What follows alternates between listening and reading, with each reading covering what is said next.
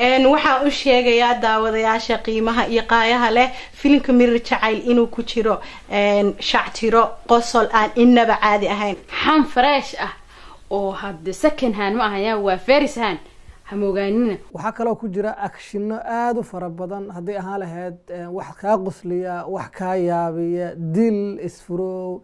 iyo dabcan wax fara badan oo Soomaalida la xiriira nolosheeda waxa ku jira feer iyo haraanti masayr isjijabis dad taqran dad baa dhakhtar la geeyay filimkaanu wuxuu ka sheekeynaya qaybo badan oo kala nooc ah dadka qurbaha jooga nooc ay yihiin horta runtii waxa ku jira qosol aad u fara badan waxaan aaminsanahay every 2 minutes in dadku qosli doonaan because waxaan u qorsheynay 3 daqiiqo ama 2 daqiiqo markuu socdo wax saad ah qofka ka murjiyo ay u daawada amba si inuu hadana qofka isla markii uu isbedelo oo qosol u dhaco marka qosol aad u badan baa ku jira waxyaabo aad waxaasna ma jira gacmaha saartaa ku jira marka qosol looma reebanaan ku leeyahay filimkan qaybta hadda soo baxaysa insha Allah dadweynaha Soomaaliyeed waxaan u sheegayaa inaysan moogaanin filimka Mirir Jacayl runtii waxaan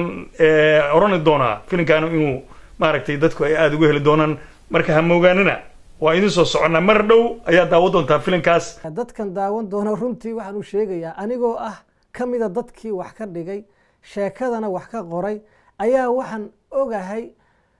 waxaan dhihi lahaa waxa aan sugi lahaa in dadka aan la daawado waxaan u sheegayaa inina moogaanin filimka Mirir Jacayl Allah la socotaan halka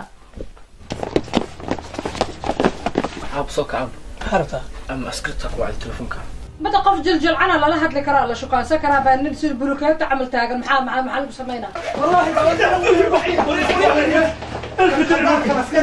أعوذ بالله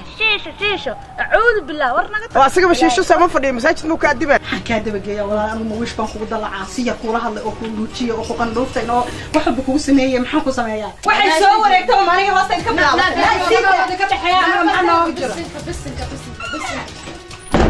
marka hore nabiga ku salli koode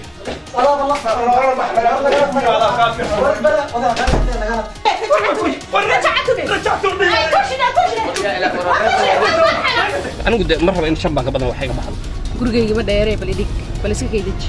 deeq abaa yaraan nafar madaxa iyo xanuunay أنا هو كحمة والله ما ضحك كحمة أنا أحمس دهب عوا مقالة أدري شيء سنين الناس أدري hooyana waxay ii soo dirtay inaan adiga ku guursado